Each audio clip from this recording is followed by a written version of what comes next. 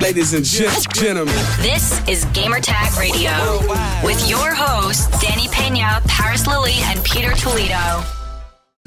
Various things like that before I actually did the main mission. So kind of talk about that philosophy of this open world concept that is Redfall. Yeah, it's totally understandable because people always, when you're making something new, people understand things in terms of things that they already understand, right? They have to understand by analogy. And so if you see 4 characters, you latch onto that, or, you see a certain thing in a trailer. But it is definitely an open world game. In fact, that's the new thing that we're doing on top of, every time we make a game, we try to do something a little bit different. Prey is not exactly the same as Dishonored. Right. Mm-hmm. Dishonored is very stealth heavy. Prey is less stealth heavy, but it's like, the mission structure is totally different, and it's like a small open world, has tons of physics in it.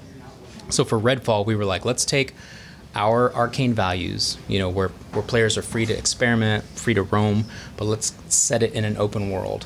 And I think you kind of have to feel it to realize, no, I really can just go anywhere and do things in any order. And it was a huge challenge for the team because we put so much work into like a single room. We're like, we want you to walk into this room and like, see the way things are arranged, see the bodies on the floor, and be able to tell a little story. And so we had to take that philosophy and like, how do we fill an entire open world with that? So there are some trade-offs, obviously. I really enjoy the puzzles. I did the one with the dollhouse. Yeah, that was pretty interesting too. Cool. Good time in that. One question I do have is the decision of this being because we play single player. The decision of being online for this online only. Like co-op. Yeah. Well, I'm saying like when you play single player, you still have to be online, right? Yeah, so why the decision of that? And also tell us a little bit about like how crossplay is going to work for those that So there's a couple of things that being online gives us that it's important to us. Like it lets us like track some telemetry stuff so that we can, since it's an online game, we want to be able to update the game with like feedback from players. So we can track things like, hey, everybody is dying here at this spot. We need to adjust something here. However, that being said, we have heard the feedback, and we're going to try to do something about that as soon as possible. Oh, cool. And crossplay. Yeah, and crossplay is fully functional. You can play crossplay PC, Xbox, drop in and drop out of co-op sessions.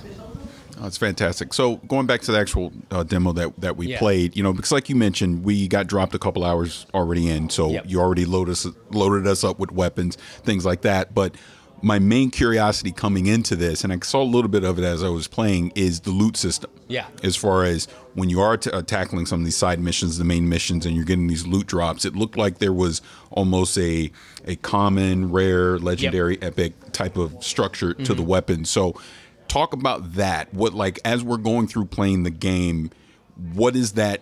Are these loot drops? Are there specific loot drops? Is this dynamic? How does that work? So it's a mix. So our game, because it's set in the modern day, small town in America, it's got some weapons that you would expect in a shooter, like shotguns and pistols and all that stuff. And then it's got a special class of weapons that are like just people have jury-rigged together in order to fight the vampires, like UV beams and stake launchers and things like that. But then those all exist in a system of like tiers, which, if you've played a modern looter shooter type game, which this isn't exactly like, but it shares some of that stuff. So you'll recognize like, oh, this is a rarer weapon. It has traits on it that the other one doesn't have, so I should upgrade. On top of that, there are also there's a category called Unrivaled, which are like unique weapons. So most of it's random, like the game just rolls the dice whenever you like a monster drops some loot or something like that. But some of it is a very specific, like there are unique named weapons that you can find only one version of. And then we have special categories of gear. I don't know if you found any, but we have these things called blood remnants. I did. So it's like it's basically it's got psychic vampire blood connected to it somehow. And those, you can find them out in the open world, but it's super rare. The main place to find them is inside the vampire nests, inside the hearts. And so those upgrade like your health, and they add cool traits. And then we have unique versions of those too that the vampire gods drop, but you guys didn't get to a vampire god yet. Close. So just the one follow-up to that, because I just want to be crystal clear. are we able to upgrade any of the weapons that drop, or is it specific? Whatever it rolls, that's what you get. Yeah, whatever it rolls, that's what you get. Okay. A little bit closer. Oh, I'm sorry. Yeah. It's okay. Tell us a little bit about the characters. Is this because I know we started ahead from the introduction, right? Yeah. So. Is there a story like how they got to me? Were they friends from the beginning, or in brief, none of them know each other. They were all on the island for different reasons, right? So just to give you an example, Jacob, you may have run into some of these dudes, but there's a military group called Bellwether that's there for nefarious, mysterious reasons. Jacob was a part of Bellwether. But he left the unit. He was deployed to Redfall as part of their troop, and then some shit happened to him, and he's like not with them anymore.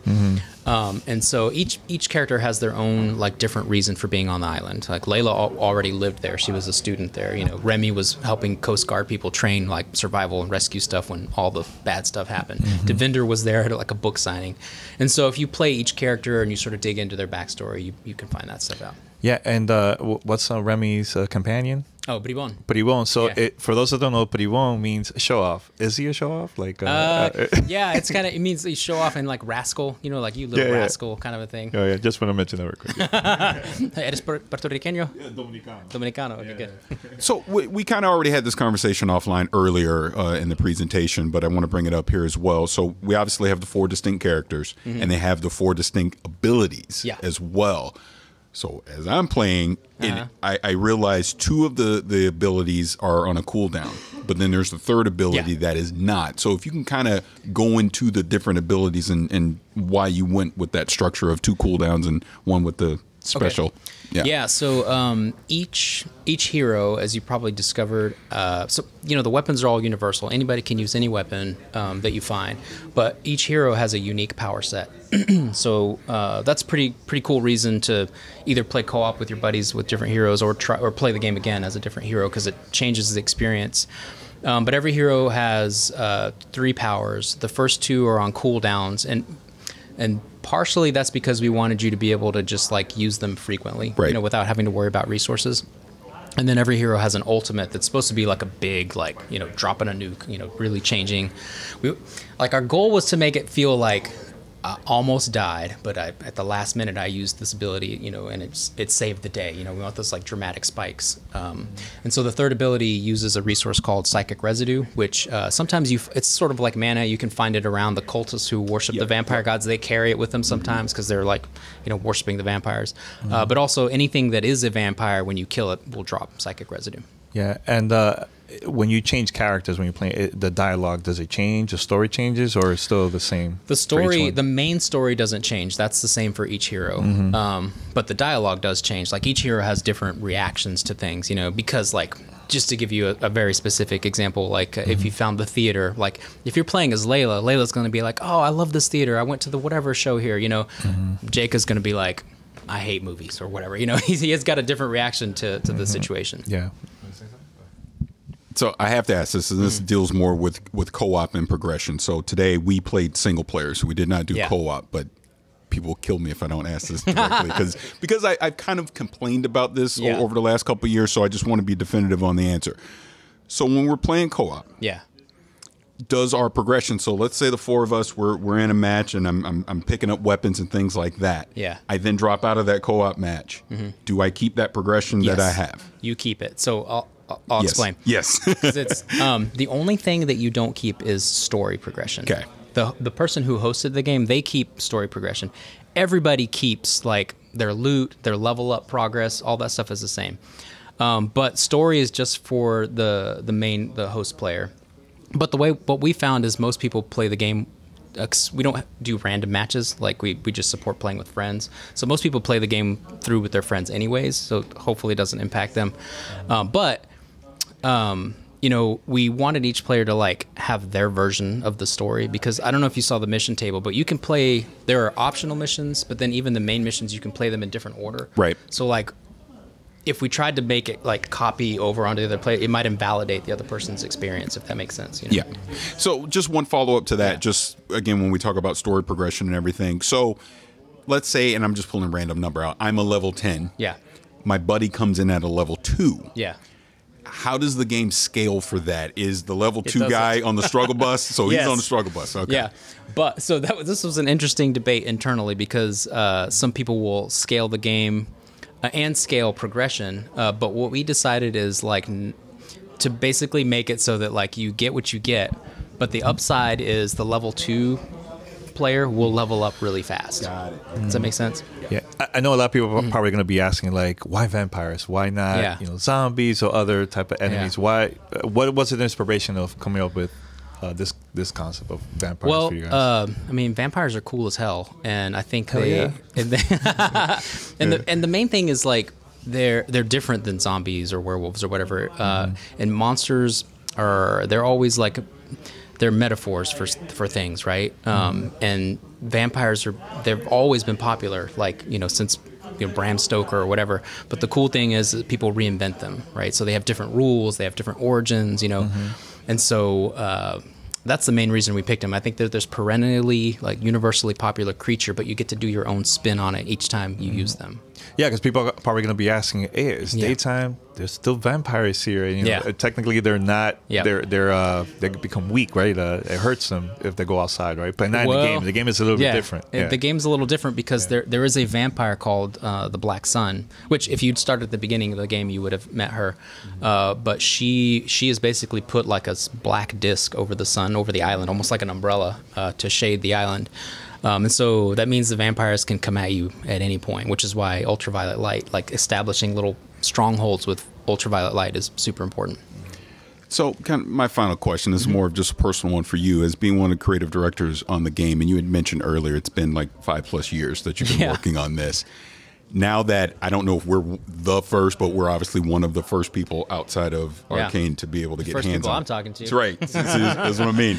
So, I mean, how do you feel? How do you feel seeing us out there playing the game and just what's going through your head? So with every development cycle, I feel, and I know the team feels, this like both terror and excitement, because when you put something creative out to the world to finally see that, you're just like anxious about how people are going to react. At the same time, I feel tremendous relief also that like, oh my God, we're finally letting people see this, because the development for this game has had a longer and harder road than other development cycles just because of all the adversity that we've had to overcome, with the pandemic, with working from home. And those of us in Texas, we had to go through a snowpocalypse where Texas was shut down for like a month, So yeah, it's been a long road. Yeah, in the studio, like which character is like the ones that everybody uses the most, and do you have a prediction which one the community is going to be using once it comes? Layla? I know, I like it. You got the purple going on. So this is funny because I would have said Layla too, and I think Layla is like the most popular, like socially, like people think she's super cool. She's a cool ass character. But I think people pick Jacob the most often because of his powers. Like he's like, he can snipe people and he can hide. So I think that feels like I'm going to do that, at least when they play the first time, because that feels like the choice that's going to keep them alive the easiest, My favorite is Remy because I like that she has bribón. That's why I want to play Remy too. Y porque es española un poquito, ¿sabes? Sabe un poco de español. There you go. I just want to say, man, I had a great time playing this. I can't wait for the full version once it comes out, and thanks for the opportunity for for letting us play the game and talk to you too, and it's been a great time. I'm psyched that you guys got to play it, so thanks for being here. Thanks a lot, man.